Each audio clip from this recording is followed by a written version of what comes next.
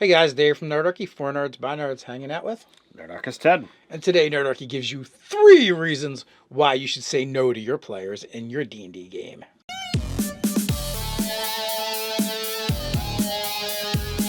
We're going to start this video by thanking our sponsor, Easy Roller Dice. Whether it's your first set of dice or your 1 millionth set of dice, Easy Roller Dice for all your dice rolling needs.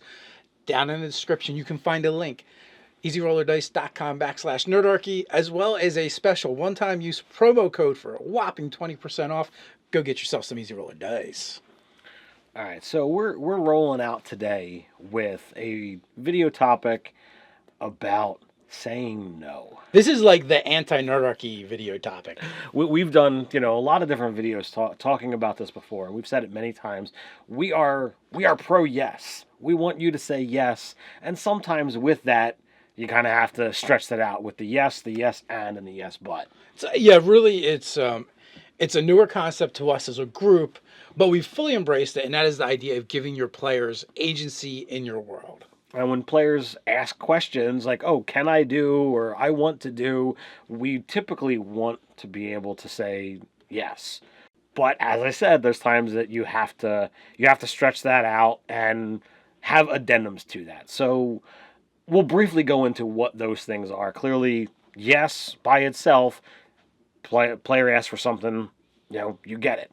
But the yes but and the yes and are things that you need to adjust. The yes but means, okay, you can do whatever it is that you're asking, but there's some tweaks, there's some things that need to go along with it, and you have to make those adjustments. A better example of yes but would be, is when the players want to insert something into the scene. Maybe they're in a market, right? And there's an altercation and something has happened. And they want to know, hey, is there a fruit cart here? And you're like, yes, but it's surrounded by the enemy. Or, yes, but the fruit cart is actually a vegetable cart. Close enough, for whatever reason why. Or you're in a room and the players wants to know, are there any unattended weapons in this room? And you might say yes, but, it is stuck in the wall. Or something along those lines. It's basically you're giving them what they want, but there's usually a complication. So there's also yes and, right? Same example of the marketplace, right? And the player wants to know, is there a fruit stand nearby? Yes and would be like, yes, and you're standing right next to it. Or, are there any unattended weapons in this room? Yes, there's a full yes, and there's a full rack of them. If you wish to go and examine it or take one or do whatever it is you're trying to do. So it's yes and really gives them not only you're saying yes, but it's more than what they were actually hoping for. Like in your earlier example of, can you fly? Like, yes, and so can everyone else. Because in this chamber, there is no gravity. There's gravity and you pick it. So that's the brief synopsis of those things. But there's times when players are going to ask for something, or you've offered player agency in your game, and they throw off all shackles and they give you a ridiculous request. When these kind of things come up, you have to just say no, and it's hard sometimes to do that in this this stretch, this realm of imagination where you want to give your players a bigger chunk of the world than they've had in different editions. There's like 3 different areas that we're going to go over where we're going to kind of like move away from saying yes into, well, maybe you have to say no. But kind of like as a little bit of an addendum too, the 3 yeses is something that we've learned from watching other RPGers, but that's not really where it came from. Just so if you guys are interested and want to know, it's actually like an improv trick. Right. So the first area that we're going to discuss is balance. If saying yes is going to throw off the balance of the game completely and utterly, and in a way that it just doesn't make sense, this is a time when you might want to say no. So balance is going to do a couple of different things. Number one, is it throwing off the balance of the world? Is someone oh, I want to play a god, or I want to be a character of a ridiculous, monstrous race and have all their abilities. It could throw off the balance of the world. It could throw off the balance of the power level at the table.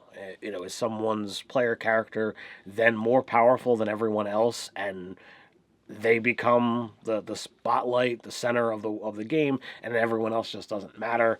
That kind of breaks a number of things and makes it less fun for everyone else.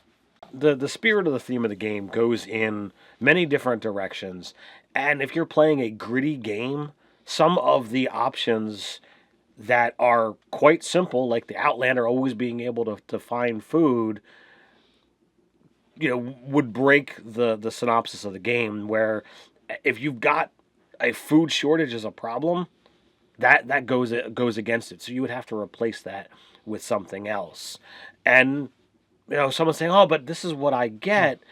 You have to say no. That doesn't offer the challenges or the theme of the game that I'm actually looking to create. Yeah, it becomes a different kind of game, and it's like instead of you might change it where before you could gather food for you and your party, but now it's more like a no, but you can find enough just for yourself, or just for yourself and one other person, or like you said, you might alter it and give them a different ability entirely because it doesn't make sense if you're playing a gritty survivalist style game. Yeah, post-apocalyptic theme sometimes has that, and that's tied into the theme of the game. It's a challenge, and it's something that you're expected to overcome, and if it's never a problem for you, then it doesn't fit. Now, granted, if you are saying no to your players when it's like an alteration to something core to the game, this is something that you would want to bring up in a session 0, and this way everyone has the same expectations. Yes. The other thing is, if you're playing in a low magic world and you've given your players some agency to do some things and edit scenes, they can't then go and introduce a ton of really high fantasy, high magic stuff into that scene because it just breaks the theme of your setting. Right. And then the other thing is, if you're playing a style of game and you've all kind of agreed on this style, and this speaks a little bit more to it's a combined spirit and theme together. And that is, if you're playing a like real lighthearted, whimsical game, you're not going to want someone to interject a real gritty, kind of hard-boiled character into that because it doesn't jive with what's going on with the rest of the game. Right. And at the same time, you probably wouldn't want to do the same thing with a gritty game. You wouldn't want them to introduce a really silly character that isn't going to make sense. If you're running like Warhammer and it's like a dark, gritty fantasy, you're not going to want a character that's better suited to Alice in Wonderland in that game. So it's just not going to make sense.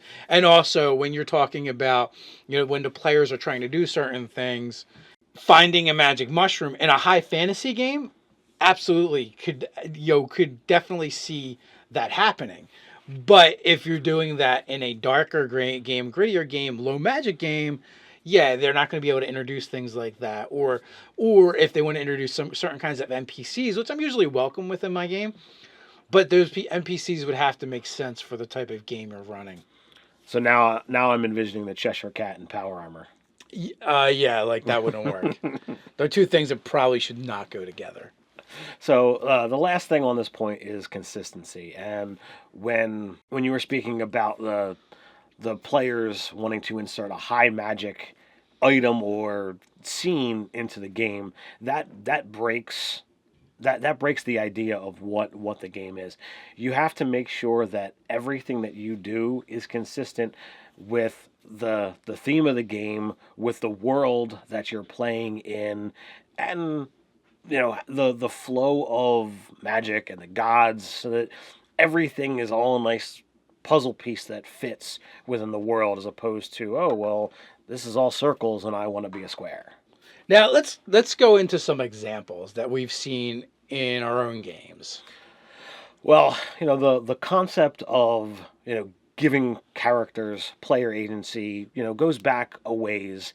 It's only become more so since we've actually started doing Nerdarchy, and we've used this example a number of times to highlight different things. But a player in one of my games where we have a kind of a low magic world with a high magic past, but the player was inspired by like Warhammer 40K, and he wanted to essentially create a legion of 100 suits of this, for lack of a better word, power armor that wouldn't require attunement because it would go into battle, being operated by a soldier, and should that soldier be damaged, it would automatically, damaged enough that they were incapacitated. They would be teleported back to town and have another soldier ready and waiting to then get teleported into the suit to be able to then continue fighting.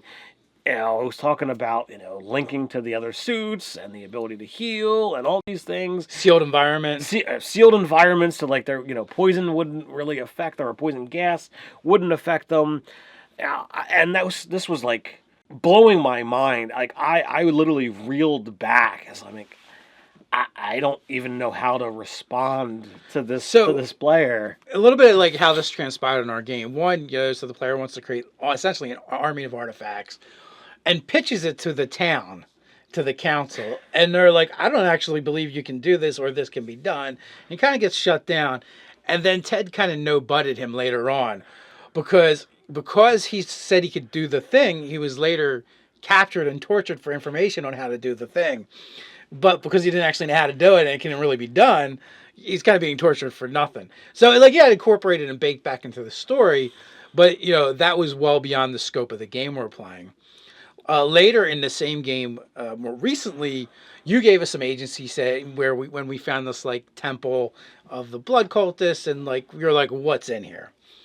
And our buddy Mark is like, there's a treasure chest full of treasure, right? And, see, that breaks the story, because in the sense that it doesn't add anything beneficial to the story or interesting.